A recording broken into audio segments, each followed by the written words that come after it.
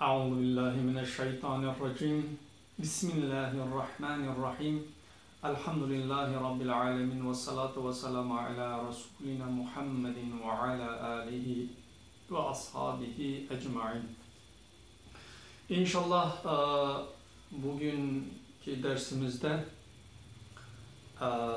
bir iki soruya yine deistlerin daha çok sorduğu veya insanların çok aklına gelen birinci soru bu ki, yani Allah mesela niye onu zengin yarattı, beni zengin yaratmadı, yani ona niye verdi, bana niye o kadar vermedi, veya onu niye Allah birini çok zeki yaratıyor, diğeri ona mukabil daha az, bu adaletsizlik değil mi gibi manalarda, veyahut işte mesela Allah-u Teala bazılarını mesela kol vermiyor, sakat yaratıyor veya bazı şey. Bu sanki ona zulüm ve adaletsizlik değil mi gibi bir soru akla geliyor. Bir bu. İkinci soruda şu ki soruyorlar, yani haşa, Allah beni yaratırken bana sordu mu? Yani bana sordu mu ki beni yarattı, bana sordu mu? Ondan sonra bana sormadı ki beni yaratırken, ondan sonra beni niye cehenneme atıyor? Yani bana sormadan beni yarattı, beni niye cehenneme atıyor, haşa. Yani Allah acaba bize sormalı mıydı? Yani o sormayı öyle bir hakkımız var mı? Onunla ilgili okuyacağız inşallah. Risale-i Nur'un Bediüzzaman Said Nursi Hazretleri'nin yazdığı Risale-i Nur'un Mektubat kitabının 24. mektubunun bir kısmını, çok yerlerde izahı var, bir kısmını ilk birinci makamın birinci remzinden okuyacağız inşallah. İnşallah umuyoruz ki bu sorulara cevap olur. Aklından da şüphe olanlar da bununla ilgili inşallah cevabını bulur. Birinci remiz 26. cüzün hatimelerinde denildiği gibi, yine bu da kaderle biraz alakalı bir mesele.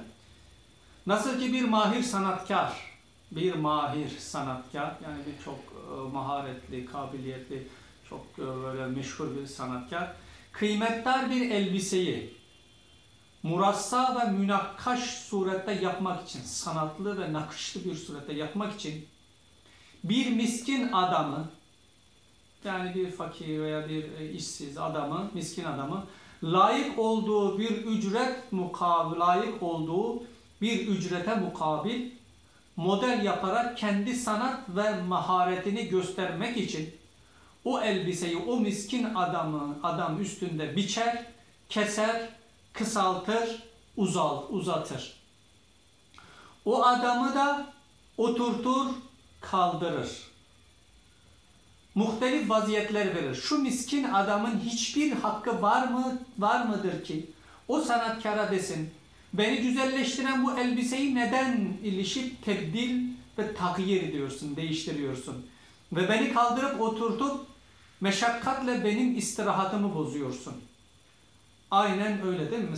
Misalda bir sanatkar, çok meşhur bir terzi sanatkar, dünyaca meşhur bir elbise yapmak istiyor. Mesela onunla ilgili ne yaptı? Bir işsiz adama dedi ki, gel, sana ne kadar ücretin şu. Tamam, ben senin ücretini vereceğim. Senin üzerinde bu elbiseyi yapacağım. Ben seni model yapıp o senin üzerinde bu sanatlı elbisemi yapacağım. Ondan sonra tabii yaparken ne yapıyor? Ona diyor ki oturtup onun sanatını yapıyor. Kalk diyor, ona göre bir şeyler kesip biçiyor. Sonra eğil diyor, kesiyor, dikiyor, değiştiriyor. Şimdi ve onun ücretini de vermiş yani. Şimdi o miskin adam, sanki elbise kendi üzerine giydirildi diye, asıl elbise kimin? Sanatkar. Ona giydirip onun üstünde sadece sanatını göstermek istiyor. Ona da ücretini veriyor. Üzerine giydirildi diye o elbiseyi kendisinin sanıp, ondan sonra o sanatkara dese ki, ya niye benim üzerimdeki bu güzel elbiseyi değiştiriyorsun, işte kısaltıyorsun, kesiyorsun, değişik şeyler yapıyorsun, beni oturtup kaldırtıp bana zahmet veriyorsun. Böyle bir şey demeye hak kazanabilir mi? Tabii ki hayır. Çünkü o ücretini almış, onun vazifesi sanatkarın dediklerini yapmak ve sanatkar kendi elbiseni ne kadar değiştirmek istiyorsa ona mukabil bir şey söylemeye, hiçbir şey söylemeye hak kazanmaz. Aynen öyle de, misal anlaşılmıştır inşallah, Sani Zülcelal her bir nevi mevcudatın mahiyetini, her bir nevi mevcudatın, her varlığın mahiyetini, özelliğini birer model ittikaz ederek, birer model hükmünde yaratarak ve nukuş esmasıyla, Allahu Teala isimlerinin nakışlarıyla kemalat-ı sanatını göstermek için, mükemmel sanatını göstermek için her bir şeye, hususen zihayat, hususen canlılara duygularla murassal, duygularla süslenmiş bir vücut libasını giydirerek, bir vücut elbisesini giydirerek üstünde kalemi kaza ve kaderle nakışlar yapar. Cilve-i esmasını, isimlerinin cilvelerini, o sanatlarını gösterir. Her bir mevcut dahi her bir mevcuda dahi ona layık bir tarzda bir ücret olarak bir kemal, bir lezzet, bir feyiz veriyor. Malikil mülki yetesarrafu fi mulkihi keyfe yeşe sırrınca, yani mülk sahibi kendi mülkünde istediği gibi tasarruf eder, bunun manası. Sırrına mazhar olan o Sani Zülcelal'a, o celal sahibi sanatkara karşı hiçbir şeyin hakkı var mıdır ki desin, bana zahmet veriyorsun, benim istirahatımı bozuyorsun. Haşa. Evet, mevcudatın hiçbir cihette, varlıklarının insan, hayvan, ne olursa hiçbir cihette vacib-ül vücuda karşı hakları yoktur ve hak dava edemezler. Belki hakları daima şükür ve hamd ile verdiği vücut mertebelerinin hakkını eda etmektir. Çünkü verilen bütün vücut mertebeleri vukuattır. Bir illet ister. Fakat verilmeyen mertebeler imkanattır. İmkanat ise ademdir. Hem nihayetsizdir. Ademler ise illet istemezler. Nihayetsize illet olamaz. Mesela bununla ilgili misal gelecek. Bunu biraz daha açmak için. Allah-u Teala da ne yapıyor? Her bir mevcudu, ne demek? Dağ olsun, ağaç olsun, kelebek olsun, kuş olsun, bütün hayvanları düşünün. Aslan olsun, kaplan olsun, inek olsun, sinek olsun. Veyahut insan, en önemli mevcut insan, cin, ne kadar mevcudat varsa Allah'ın yarattığı.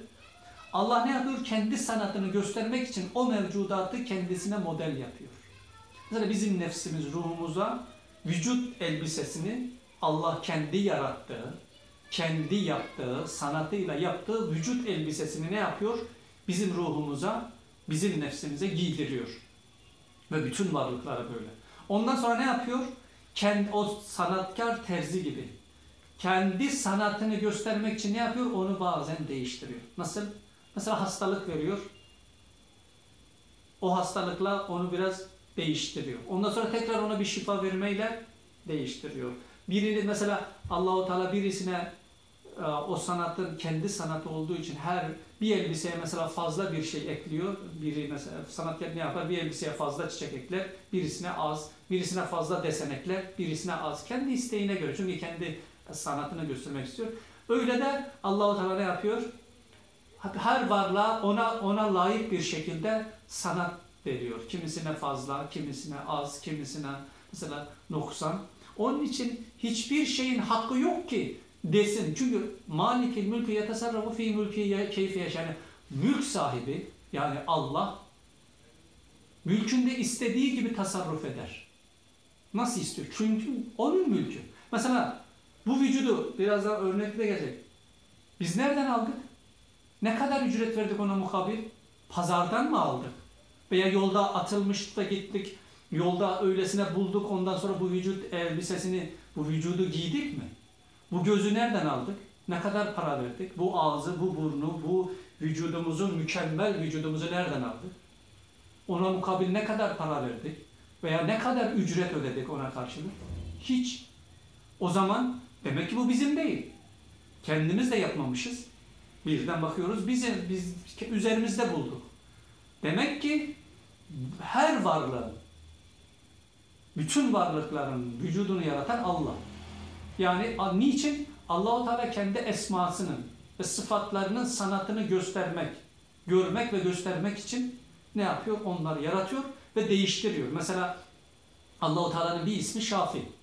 Eğer hiç hastalık olmazsa Allah-u Teala Şafi ismindeki sanatı nasıl gösterecek? Allah-u Teala'nın bir ismi Cemil, mücemmil, güzelleştiren, güzel. Şimdi eğer hiç çirkinlik olmasa Allah-u Teala o çirkinliği, güzelliği nasıl yapacak? O çirkinlikten güzelliği nasıl yaratacak? Onun için Allah'ın bir ismi münazzım, intizamla yapmak, düzene koymak. Eğer intizamsızlık olmazsa Allah-u Teala nasıl onu intizama koymak, o isim nasıl o kendini gösterecek? Onun için Allah-u Teala ne yapıyor? Bütün isimleri tecelli etmesi için. Mesela Allah-u Teala'nın bir ismi Rezzak, rızık veren. Eğer açlık olmazsa Rezzak nasıl tecelli edecek? Nasıl gösterecek kendi sanatını o rızık vermeyle? Onun için Allah-u Teala aç bırakıyor, hastalık, bu tür yani bizim vücudumuzdaki o hastalık geliyor veya yara geliyor veya bir vücudumuz bir kısmı eksik oluyor, kopuyor veya Allah-u Teala vermiyor, herkese layıkına verdiği için. Onun için yani kendi sanatına, maksat Allah-u Teala kendi sanatını görmek ve göstermek için. Çünkü mülk onun, ona karşı hiçbir şey vermemişiz. Onun için ona karşı itiraz etmeye de hakkımız yok. Çünkü niye? Bak, ücretimizi almışız. Ücret ne? Bu vücut vesilesiyle aldığımız lezzetler, yaşadığımız bu hayat, hepsi bunun ücreti. Mesela Allah gözü vermiş. Ona karşılık biz hiçbir şey vermemişiz ki Allah-u Teala eğer göze bir hastalık veya bir noksaniyet veya görmeme haletini verdiğinde biz ona karşı itiraz edelim. Gözü vermiş ve o göz nimetine karşı da ücretini vermiş, baktığımız güzelliklerden aldığın lezzet. Allah-u Teala bu vücudumuzda biz ne kadar, bu hayatımızda ne kadar lezzetler alıyoruz. Bunların hepsi bize giydirilen bu vücut elbisesinin ücretidir. O dedi ya, sanatkar ona ücretini de veriyor, üstünde sanatı. Onun için biz o lezzet, dünyadan aldığımız, her şeyin dünyadan aldığı lezzetler onun bu dünyadaki ücretidir. Onun için ona mukabilde Allah-u Teala onun üstünde kendi sanatını göstermek için o cisim libasını, cisim elbisesini ne yapıyor? Sürekli değiştiriyor. İşte onun için mesela vücut sebep ister. Sebep ne? Yani biz hiçbir şey mukabil, ama Adem ise sebep istemez. Allah-u Teala bir şey vermişse hikmetiyle rahmetidir. Eğer vermemişse ona karşı bizim dava etmeye hakkımız yok. Çünkü sayısız Ademler var. Mesela şimdi örnekte daha iyi anlaşılacak bu mesele. Mesela madenler diyemezler ki niçin nebati olmadı? Madenler, taşlar, cansızlar diyemezler ki ya biz niçin bitki olmadı? Çünkü bitki mertebesi cansız mertebesinden daha üstündür. Çünkü bitkide hayat var.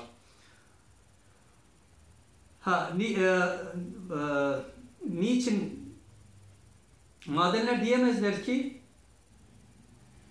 niçin nebati olmadı, yani bitki olmadı? Şekfa edemezler. Belki vücudu madeniye mazhar oldukları için hakları fatırına şükrandır. Yani Allah-u Teala mesela o madenler şikayet edemez. Niye? Allah-u Teala onu hiç yaratmayabilirdi. O zaman hiç olacaktı. Hiç. Yani hiç olmak öyle kötü bir his ki, yani insan aslında biraz düşünebilse, yok olmak var ya, insan diyor ki, sen diyor ya Allah bana mı sordu? Ya sana niye sorsun ki? Sen zaten ona karşı hiçbir şey vermemişsin ki. Sen onun sanatlısın, mallısın, istediği gibi yaratır, istediği gibi değiştirir, istediği gibi, eğer ona karşı sen ihanet etmişsen onun verdiği emanete cezasını verir, itaat etmişsen ona fazladan mükafat verir. Onun için yani hiç olmak, düşünün, hiç yok. Hiçbir dünyayı görmemişsin, hiç lezzet almamışsın, hiç ailen olmamış, hiç sevdiklerin olmamış. Yani hiç bu kadar dünyayla alakadar olduğun şeyler hep bu nimet, Allah'ın yarattığı nimet sebebiyle. Eğer hiç yaratmasaydı seni, hiçbir hak dava edemezdin. Zaten hiçti. Onun için mesela bir maden, bir taş hiçti. Allah-u Teala onu taş yapmayla, maden yaratmayla ona bir kıymet verdi, vücuda getirdi ve onun üzerinde Allah-u Teala kendi isimlerini tecelli ettirdi ve kıymet kazandı. Öyle de nebat, yani bitkiler niçin hayvan olmadım diye şekfa edemez. Belki vücut ile beraber hayata mazhar olduğu için hakkı şükrandır. Bir bitki de ya ben niçin hayvan? Çünkü hayvan bitkiden üstündür. Hayvanın ruhu vardır. Bitkide hayat var ama ruh yoktur. Onun için bir bitki de diyemez ya ben niçin hayvan olmadım? Çünkü diyemez. O bitkiler hiç olmayabilirdi. Bak hiçti. Allah-u Teala kıymet verdi. Taş yapabilirdi. Yani bir kıymet verdi. Taş yapabilirdi. Onu da yapmamış. Bir nimet daha vermiş. Onu bitki yapmış. İki nimete mazhar olmuş o. Hiçlikten gelip maden olmamış. Hayatı da kazanmış. İki nimet. Onun için o iki nimete karşı hakkı şükürdür. Ona karşı itiraz edemez. Hayvan ise niçin insan olmadım diye şikayet edemez. Belki hayat ve vücut ile beraber kıymetler bir ruh cevheri ona verildiği için onun üstündeki hakkı şükrandır ve hakeza kıyası. Hayvan da ben niçin bir insan olmadım diye hak dava edemez. Çünkü o hiçti. Hayvan Allah'a karşı Allah'a hiçbir şey vermedi. O nimetleri mazhar olurken. Hiçti. Hiç yaratılmayabilirdi ama Allah-u Teala ona kıymet verdi. Ama onu yaratmadan sonra taş olabilirdi, maden olabilirdi.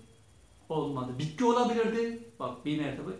Ondan sonra bitki de yaratmadı Allah, hayvan yarattı. Yani 3 tane nimet mertebesini daha ziyade verdi. Onun için onun hakkı o 3 verilen 3 tane nimet mertebesine şükürdür. Daha fazlasını hak dava etmek değildir. Çünkü öncesi için hiçbir şey vermemiş ki sonrası için de. Yani bir hak neyden gelir? Sen bir şeye karşı ücretini verirsin, ondan hak dava edebilirsin.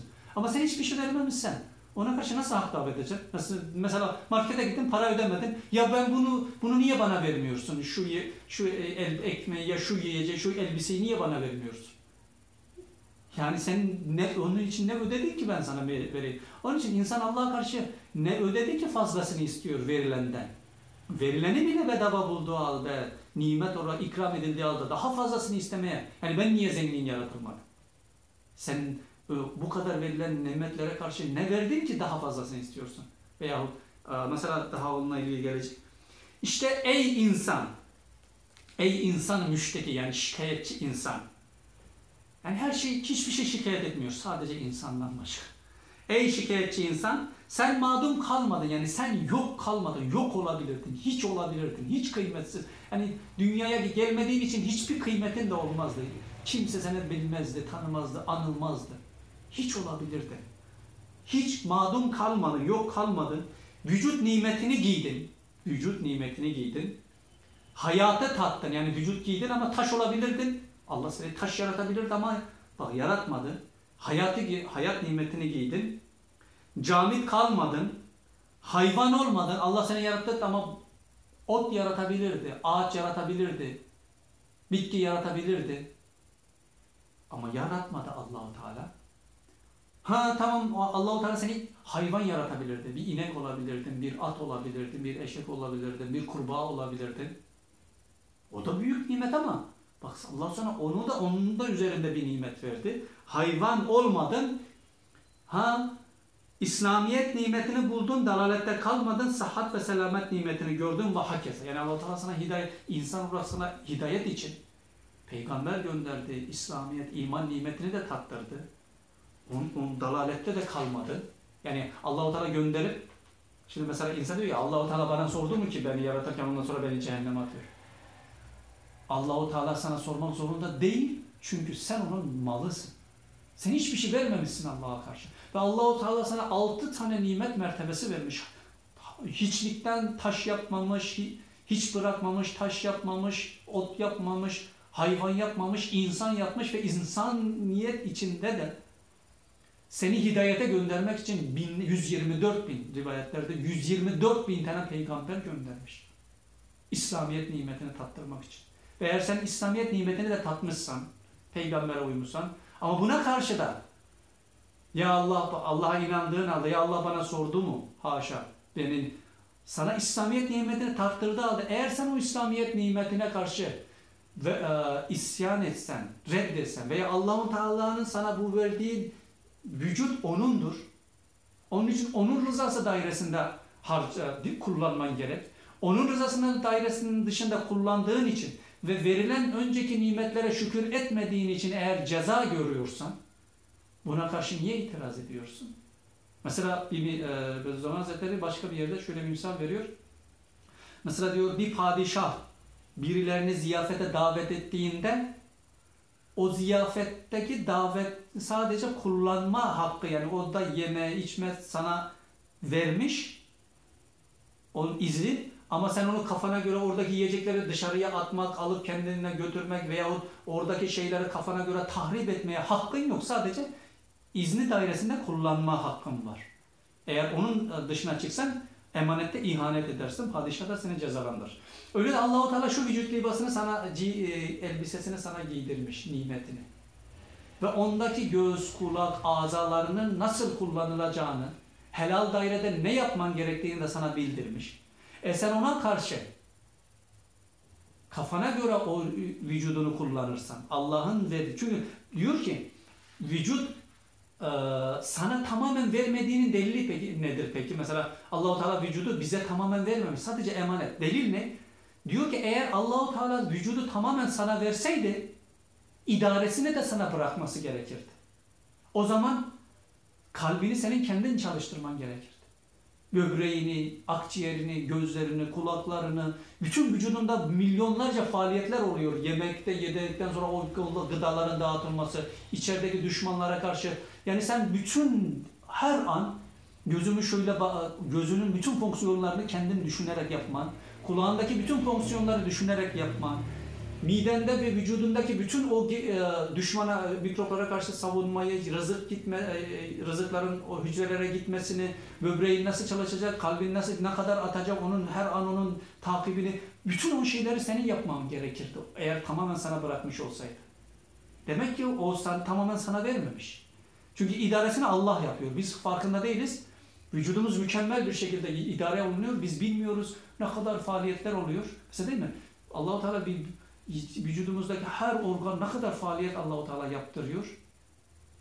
Bizim haberimiz yok. Biri harap olduğunda farkına varıyoruz ki bu ne kadar önemliymiş. Ben hiç farkında. Mesela bir böbreğimiz. Hiç düşünüyor muyuz biz ne kadar kanın ne kadar temizlenmesi için lazım. Ondan sonra böbrek istiflas edince ne yapıyor insan? Haftada 2 kere, hatta belki günde diyaliz makinesine girip sabahtan akşama kadar büyük bir makinede bütün kanının değişmesinden sonra perişan bir halde anlıyor ki böbrek ne kadar kıymetliymiş, ben bugüne kadar bilmiyordum ki ne yapıyor. Bak demek ki bu delildir ki vücudumuzu sadece Allah bize emanet vermiş. Tamamen bize ibahe etmemiş. Yani tamamen sizin de istediğiniz gibi davranın dememiş. Onun için insan kendi vücudunda tasarruf edemez. Yani kafasına göre. Onun için mesela Allah-u Teala intihar edenlere niye cehennemle cezalandırıyor? Çünkü senin vücudun senin değil. Sana emanet. Sen emanete Allah'ın izni dışında son vermeye, Allah'ın bu emanetini izni dışında zarar verdiğin için, mesela vücuduna zarar vermek, kesmek, doğramak, zehir, intihar, bunların haram olmasının sebebi ne?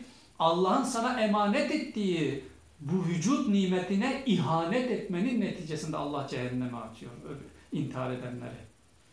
Çünkü bunu sana emanet vermiş, sen kullanabilirsin. Nasıl kullanacaksın? Allah'ın gönderdiği, peygamberle gönderdiği ölçüler dairesinde istediğin gibi kullanabilirsin. Ama Allah'ın isteği dışında, emri dışında kullanırsan, Allah'ın isteği dışında son ve o şeyi yok etmeye çalışırsan, emanette ihanet ettiğin için ne yapıyorsun? Cehenneme gitme. Allah seni cehennemle. Çünkü niye? Sana emanete ihanet. Onun için mesela insan diyor ya, niye intihar haram? İntihar bunun için haram ki bu senin malın değil. İstediğin gibi kullanamazsın. Mesela bir insansa evini sana emanet etti, kullan dedi. Sen kalkıp onu kafana göre yakamazsın, yıkamazsın. Sadece kullan, onun izni dairesinde kullanma hakkın vardır. Onun için insan da bu vücudunu emir ve ölçüler dışına çıkardığı için Allah cehenneme atıyor ve verdiği onca vücut mertebelerine karşı da şükür etmeyip, yani Allah'ın emri dışında kullanmak, o şeye şükür etmemek ve isyan etmektir. Etmediğin için, verilen nimetlere şükür etmediğin için ve ihanet ve isyan, ona ihanet olduğu için emanete ihanet cezası olarak cehenneme gidip o ihanet cezasını vermen gerekiyor. Onun için dedi ki ey nankör, yani insan bak ne kadar nimet mertebesi aldığı halde hiçbir şey Allah'a itiraz etmiyor, şükrediyor bu mertebelere karşı. İnsan hiç kalmadığı halde, taş olmadığı halde, ot olmadığı halde, hayvan olmadığı halde insaniyet buldu. İnsaniyetin üstüne de Allah peygamberlerle hidayeti verdiği halde ona karşı Allah'a sanki hakkı varmış gibi daha fazla şeyler istemek. Niye ben zengin olmadım, o zengin? Niye o benden daha başarılı, o daha ileride? Ben niye Allah beni onun gibi yapmadı? Sen hak ettin mi ki? Allah-u Teala herkese hakkı ettiğini verir. Veyahut sen nereden biliyorsun ki o şey senin için hayırlı? Mesela Allah-u Teala zenginden ona göre hesabını soracak. Senden ona göre. Fakirden zekat verdin mi diye Allah-u Teala hesap sormayacak. Ama zenginden soracak. Sana Allah-u Teala mesela akıl onu anlamak için %10 verdi, diğerine %30 verdi. Şimdi %30'dan %30'a göre hesap isteyecek. %10'dan %10'a göre hesap olacak. Onun için sana verilen, sana layık olan, belki de senin hakkında hayırlı olandır. Nereden biliyorsun da daha fazlasını istiyorsun? Naha bunu niye bana Allah şuna verdi de buna bana vermedi, ya şunları da bana vermedi veyahut haksız yere cennet dava ediyorsun. Çünkü yani cenneti sen hak ettin mi? Hem vücudu emanete ihanet ediyorsun, hem de onun üstünde daha büyük nimet ediyorsun. Verilen nimetlere isyan ediyorsun. İşte ey nankör, daha sen nereden hak kazanıyorsun ki? Cenab-ı Hakk'ın sana verdiği mahz-ı nimet olan vücut mertebelerine mukabil şükür etmeyerek imkanat ve ademiyet nevinden ve senin eline geçmediği var, çok önemli, ve sen layık olmadığın yüksek nimetlerin sana verilmediğinden batıl bir hırsla Cenab-ı Hak'tan şekva ediyorsun. Ve küfran-ı nimet ediyorsun. Yani verilen nimetlere karşı küfran, nankörlük ediyorsun. O kadar nimeti görmezden geliyorsun. Acaba bir adam minare başına çıkmak gibi âli derecatlı bir mertebeye çıksın, büyük makam bulsun, her basamakta büyük nimet görsün, o nimetleri verene şükretmesin ve desin niçin o minareden daha yükseğine çıkmadım diye şekva ederek ağlayıp sızlasın, ne kadar haksızlık eder ve ne kadar küfran-ı nimete düşer, ne kadar büyük divanelik eder. Divaneler daha böyle, mesela harika bir misal daha böyle, örnek daha böyle. Nedir? Mesela bir insan farzdaki bir minare var. O minarenin seni bir padişah o minareden çıkarıyor. Her basamakta da sana bir ikram ediyor. Her basamakta bir hediye. En sonunda da en büyük hediyeyi veriyor. Ondan sonra sana bir bakıyorsun ki daha yüksek bir minare var ileride. Ya niye beni buna çıkardın da ona çıkarmadı? Yani düşün, o minarede verdiği bütün nimetleri, önceki bütün basamaklardaki nimetleri birden unutup hiç ona şükretmeden daha yükseğe gözündeki niye ona çıkmadın da buna çıktım gibi bir hak dava etmek ne kadar nankörlüktür. Ne kadar o nimetlere karşı nankörlüktür. Görmezden gelmektir. Sen eğer hak etseydin ona çıkardır ama bundan çıktığın için bile şükretmen lazım. İşte onun için insan o kadar nimet mertebesi insaniyeti bulduğu, İslamiyet'i bulduğu halde daha diğerine bakıp kendinden üstüne bakıp da niye ben onun gibi olmadım, Allah onun verdiğini niye bana vermedi diye şikayet etmek, hak dava etmek ne kadar bir yani nankörlük. Onun için insan hiçbir hak dava edemez. Çünkü hiç öncekilere karşı da hiçbir şey ücret ödemedi. Sadece hediye mi buldu? Sadece ona ikram edildi. Ey kanaatsiz hırslı ve iktidarsız israflı ve haksız şekvalı, şikayetçi, gafil insan. Katiyen bil ki kanaat ticaretli bir şükrandır. Kanaat ticaretli bir şükrandır. Hırs hasaretli bir küfrandır. Hırs göstermek de insanı zarara sokan bir Allah'ın nimetine karşı nankörlüktür. Ve iktisat nimete güzel ve menfaatli bir ihtiramdır. İktisat da yani verilene kanaat etmekte, israf etmemekte Allah-u Teala nimetlerine karşı bir hürmettir. İsraf ise nimete çirkin ve zararlı bir istihfaftır. İsraf ise nimete çirkin bir hafife almaktır. Eğer aklın varsa kanaata alış ve rızaya çalış. Yani sana verilene razı olmaya çalış. Tahammül edemezsen, yani sana eğer fazla musibet veya hastalık gelmişse tahammül edemezsen ya sabır de, sabır iste. Hakkına razı ol. Teşekki etme, şikayet etme. Kimden kime şekva ettiğini bil. Kimden kime şikayet ettiğini bil. Yani sen haşa Allah'ın verdiği nimetlere karşı Allah'ı şikayet ediyorsun. Ki sen niye de bağışla? Yani kimden kime şikayet ediyorsun? Bil ve sus. Herhalde şekva etmek istersen nefsine Cenab-ı Hakk'a şekva et. Çünkü kusur ondadır. Eğer şikayet etmek istiyorsan nefsine Allah'a şikayet. Çünkü kusur ondadır. Onun için bütün bu manalar, yani israf, mesela Allah'ın sana verdiği nimeti, bir şeyi harama sarf etmek nedir? İsraftır, çünkü Allah onu helalde kullanmak için verir. Onu harama sarf etmek, vücudunu harama sarf etmek nedir? İsraftır. Nimetlere küfrandır. Hatta yine bir yerde diyor ki, yani bu vücut senin değildir. Sen onda tasarruf edemezsin. İstediğin gibi onun üzerinde o vücuduna, hayatına son veremezsin. Yani intiharla veyahut manevi hayatını öldürmek olan istediğin gibi bu gözünü harama bakarak gözünü öldüremezsin veya bu maneviyatını haram yollarla yaparak maneviyatını öldürmeye hakkın yok. Eğer öldürürsen, mesela niye insan günahla cehenneme? Çünkü günahla Allah'ın verdiği maneviyat nimetini, manevi vücudu öldürdüğü için ve onu katletmeye, yani günah işlemek haram, bir nevi manevi vücudu intihardır.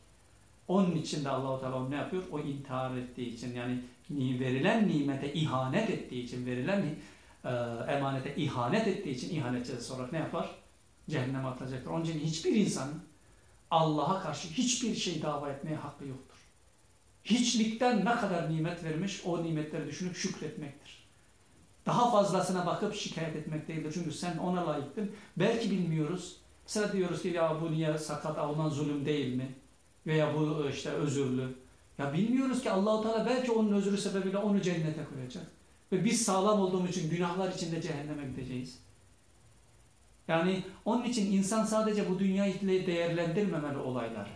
Çünkü dünya geçici. Ahiret ebedi. Asıl ahiret manalarına bak. Hatta bir kıssa, yani Kur'an'da kıssa var. Mesela Karun o kadar zengin olur ki diğer Beni İsrail insanları ona bakıp imrenmeye başlıyor. Ya Allah-u Teala ona neler vermiş, bize neye vermedi, keşke bize de o verseydi bak. Sonra Allah-u Teala onu bütün malıyla beraber zemine gömünce onlar diyor ki, birden uyanıyor, ya aslında bize bu verilmemesi bizim hayrımızaymış. Bak onun ahiri ne oldu? Zekatını veremeden o nimetleri kendinden bildiği için bütün malı da kaybetti, ebedi hayatı da kaybetti. Onun için bilemiyoruz ki Allah'ın bize verdiği eksik bir şey belki bizim ebedi hayatımızın hayrınadır. Veya biz istediğimiz halde vermediği bir şey belki bizim ebedi hem dünya hem ahiret hayatı için bize faydalıdır ama biz bilemiyoruz. Onun için her ne varsa her halimize şükretmek. Yani elhamdülillahi ala kulli hal sivel küfri ve dalal. Yani bütün hallere, sırf dinsizlikten, dalaletten başkaki bütün hallere, günahlardan başka bütün hallere şükürler olsun demek. Her halimizde verilen nimetlere eğer şükredersek cenneti de Allah-u Teala ikramıyla verecek. Yani cenneti kazanmak değil. Sadece biz geçmiş nimetlere eğer şükredebilirsek, yani bu kadar nimet vermiş, onlara bu dünyada elimizden geldiği kadar şükredebilirsek inşallah Allah-u Teala o zaman cennetini verecek. Ama onlara ihanet edersek de Allah-u Teala cehennemine koyup cezasını verecek. Subhaneke la ilme lena illa ma allamtena inneke entel alimul hakim. İnşallah bir başka dersimizde başka bir imani meseleyi konuşacağız inşallah, ders yapacağız. Esselamu Aleyküm ve Rahmetullah.